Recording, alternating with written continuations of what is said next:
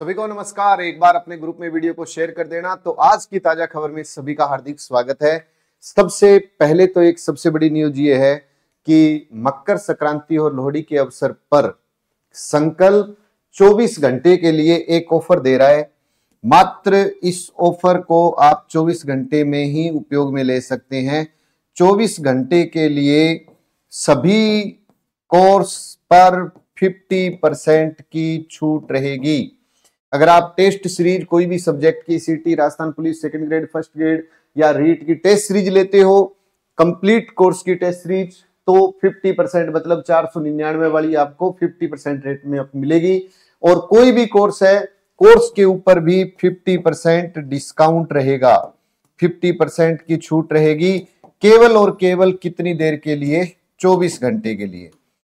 तो ये स्पेशल ध्यान रखना। कल को ये मत कहना कि सर एक त्योहार आया आपने उसके ऊपर कोई ऑफर नहीं दिया। 24 घंटे के लिए एक ऑफर है। आप भी आज से ही मैं शुरू कर रहा हूं और कल इस टाइम तक रहेगा। तो जितने भाई बंधु हैं उनको बता देना। तो करते हैं आज की न्यूज शुरू। क्या है आज की ताजा खबर? चेक गणराज्य के पीएम से सीएम की मुलाकात। चेक गणराज्य के निवेशकों को सीएम ने किया आमंत्रित। प्रदेश में पर्यटन संभावनाओं पर विस्तार से हुई चर्चा। दिखाई लघु फिल्म। इसके ऊपर फिल्म पर एक बात याद रखना, राजस्थान फिल्म पर्यटन प्रोत्साहन नीति याद रखना इंपॉर्टेंट है। राजस्थान फिल्म पर्यटन प्रोत्साहन नीति कब लागू हुई? 2022। विश्व पर्यटन दिवस 27 सितंबर, भारतीय पर्यटन दिवस 25 जनवरी। कोई खास बात नहीं है, लेकिन 3 बातें तो बताई दी ना, वो तीनों ही खास है। जयपुर के नागा अखाड़ों ने भी संभाला था राम जन्मभूमि की सुरक्षा का जिम्मा।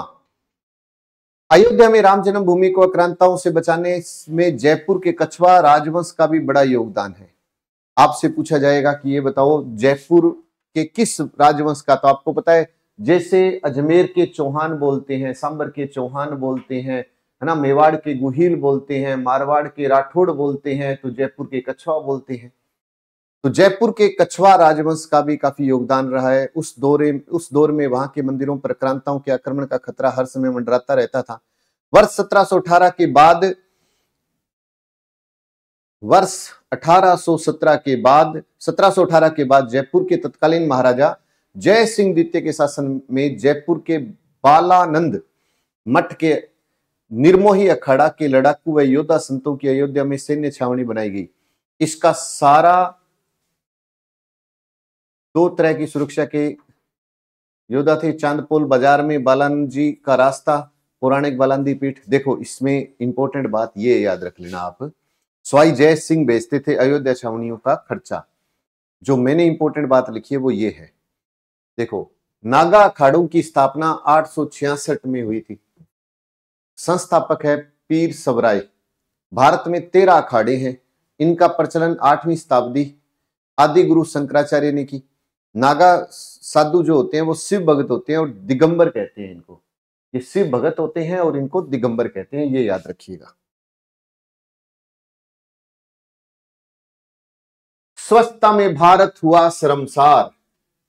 स्वच्छता सर्वेक्षण 2023 रैंकिंग, राजस्थान 75वें नंबर पर, पिछली बार 8वें नंबर पर। यह राजस्थान की तरक्की है सफाई के मामले में। और याद रखना, साफ साफ लिखा हुआ है कि पिछले 3 वर्ष में राजस्थान की स्थिति देखिए। 2021 में 12वीं, 2021 है ना, 21 को उल्टा करोगे तो 12 बन जाएगा। 21 में 12वीं रैंकिंग थी, 22 में 8वीं और 23 में तो रिकॉर्ड ही तोड़ दिए, 25वीं रैंकिंग पर पहुंच गया। अब यहां प्रश्न क्या बनेगा, ये बताओ कि टॉप कौन रहा? तो जो टॉप है वो ही टॉप है। कैसे? इंदौर 7वीं बार सबसे स्वच्छ शहर बना है। और आपने अगर पुराने पेपर देख रहे हो तो यहां क्वेश्चन पूछा जाता है कि पहली रैंक पर कौन है? इंदौर। 7 बार इंदौर ही रहा है। सूरत को संयुक्त रूप से खिताब मिला है। देखिए इंदौर, सूरत 2023 में। फिर दूसरा फाइनल नहीं है, लेकिन तीसरी नंबर पर नवी मुंबई, चौथे पे विशाखापट्टनम, 5 पे भोपाल और 6 पे विजयवाड़ा है। ये थोड़ा सा याद रखिएगा।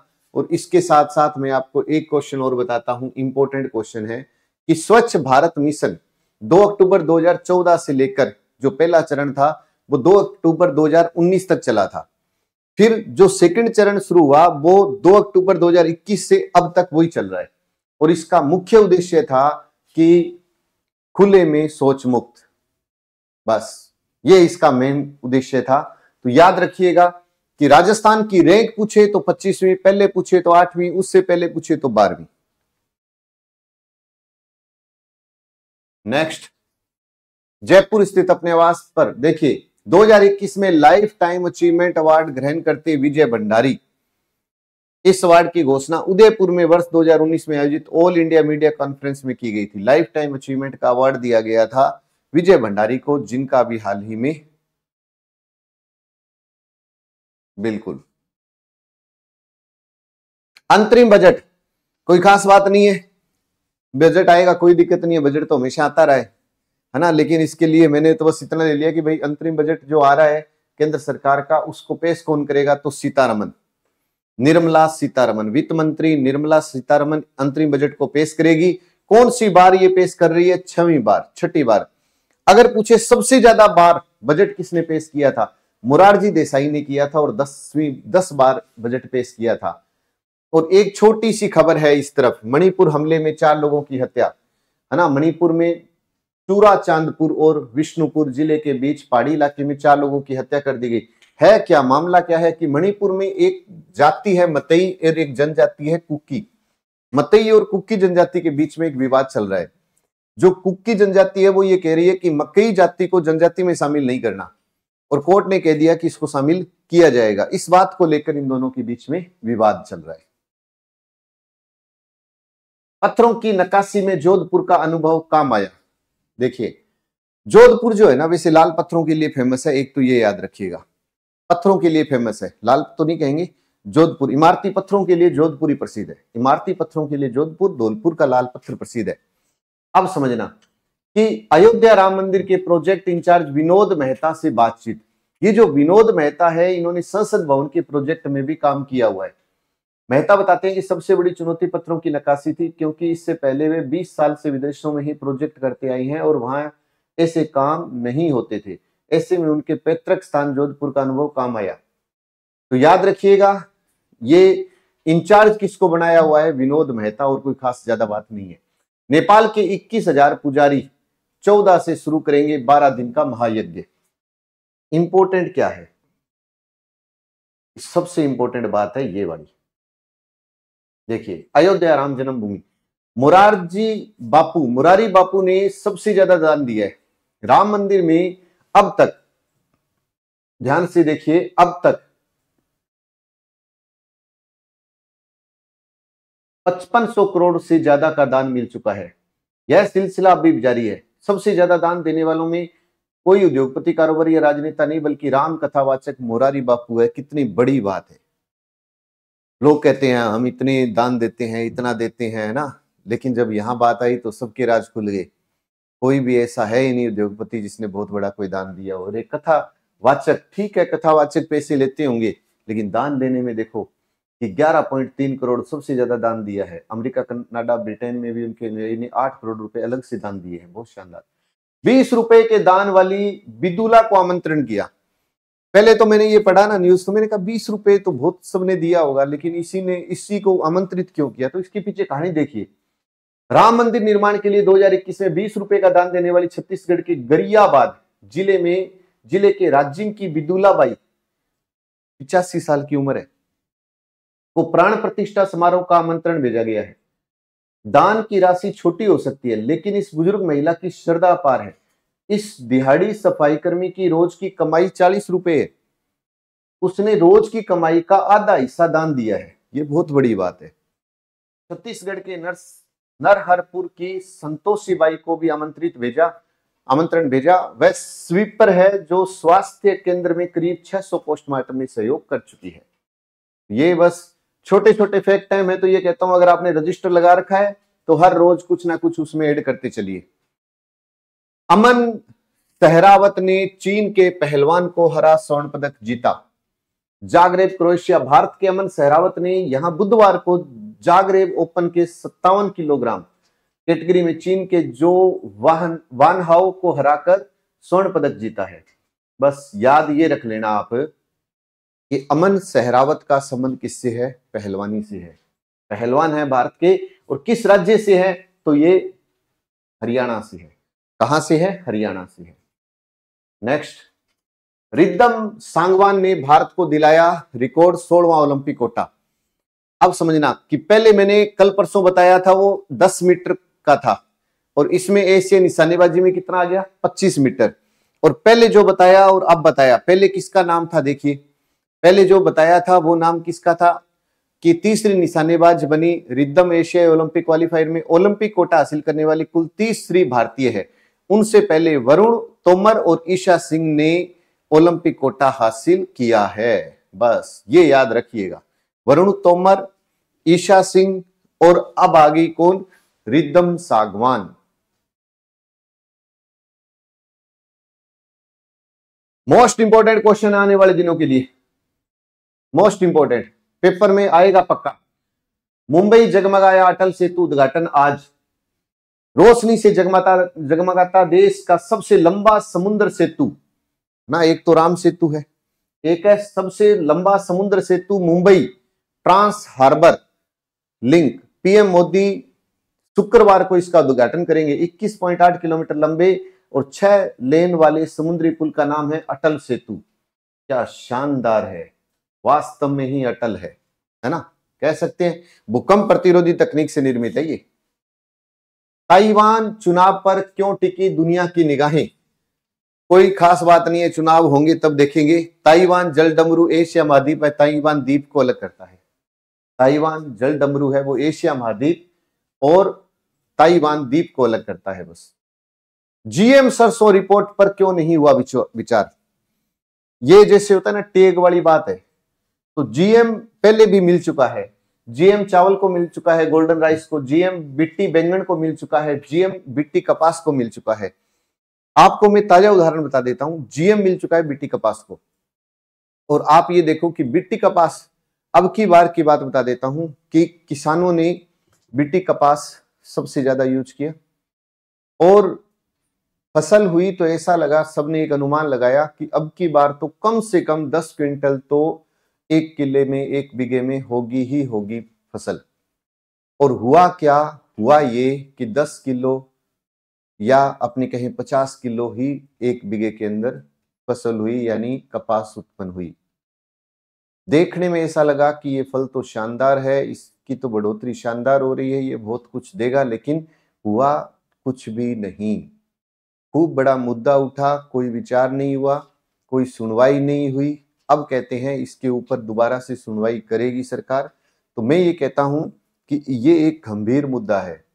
एक किसान होता है, उसके पास तो सिर्फ ले दे के इतना ही होता है, क्योंकि उसने एक बार बीज लगा लिया तो 6 महीने तक वो काम पैक हो गया।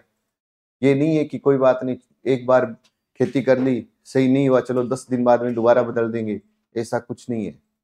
यहाँ पर यह है कि वन टाइम इन्वेस्टमेंट है, 6 महीने के बाद उसका देखते हैं कि आउटपुट क्या हुआ, और आउटपुट 0 होता है। फिर भी एक किसान की मेहनत होती है, किसान की ईमानदारी होती है, किसान में जज्बा होता है, किसान के अंदर वो क्षमता होती है कि वो फिर 6 महीने के ऊपर डिपेंड हो जाता है और आगे देखता है कि शायद अब की बार फसल अच्छी होगी। तो बीटी कपास जो है, अगर इस तरीके से किसानों के साथ छल हो बीज के अंदर, तो आने वाले दिनों में ये मान लेना कि जो अन्नदाता है वो समाप्ति की ओर चल पड़ेगा। हकीकत ये है, अगर अन्नदाता ही खुश नहीं हुआ, अगर अन्नदाता के पास इस तरीके का फ्रॉड हुआ अन्नदाता के साथ, तो फिर देश का भविष्य भी तो फिर कहाँ जाएगा? आप सब समझदार हैं, है ना। एक ही तो है कहीं ना कहीं कि नहीं, एक जो अन्न है कि वो कम से कम सुरक्षित हो, वो बिना किसी खाद के हो, किसी भी तरीके से हो। लेकिन इसके अंदर ये कहते हैं कि इसके माध्यम से जो भी काम करोगे उसमें भी दिक्कत आएगी। सुप्रीम कोर्ट ने गुरुवार को केंद्र सरकार से सवाल किया कि आनुवंशिक रूप से संशोधित जीएम फसलों की जैव सुरक्षा पर अदालत द्वारा नियुक्त तकनीकी विशेषज्ञ समिति की रिपोर्ट पर जेनेटिक इंजीनियरिंग मूल्यांकन समिति GEAC द्वारा ध्यान क्यों नहीं दिया गया। जस्टिस बीवी नागरत्ना और जस्टिस संजय करोल की पीठ में ने केंद्र की ओर से पेश अटॉर्नी जनरल आर वेंकटरमणी से पूछा कि क्या GEAC या विशेषज्ञों की उप समिति ने ट्रांसजेनिक सरसों संकर DMH11 को पर्यावरणीय स्तर पर जारी किए जाने की मंजूरी देने के 25 अक्टूबर 2022 के फैसले से पहले TEC द्वारा दायर रिपोर्टों पर कभी विचार किया था? इस पर अटॉर्नी जनरल ने कहा है कि एक वैधानिक निकाय होने के नाते GEAC को इन रिपोर्टों पर विचार नहीं करना चाहिए। तो देखो होता क्या है, लेकिन फिलहाल तो अन्नदाता के साथ छल ही हो रहा है। बाकी देखो क्या होता है फाइनल। अब देखिए, अगले सप्ताह जुटेंगे 100 देशों के नेता, भरोसे के संकट पर होगा मंथन। ये देखो कि भारत में 3 केंद्रीय मंत्री करेंगे इसमें शिरकत।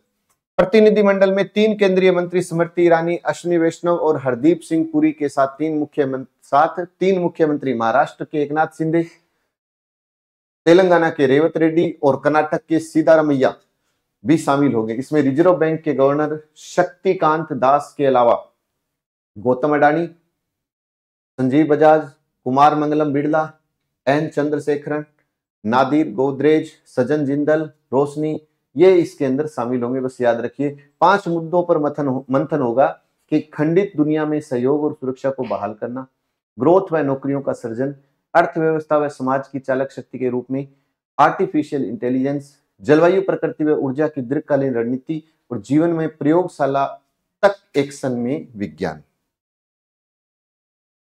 ये ठीक है, बस पासपोर्ट बनाने वाले में भारत कौन से स्थान पर है? तो 80वें स्थान पर है और पाकिस्तान की रैंकिंग 101वीं है। इस पे पर्सन नहीं बनता वैसे, बस ठीक है, एक दिखा दिया आपको।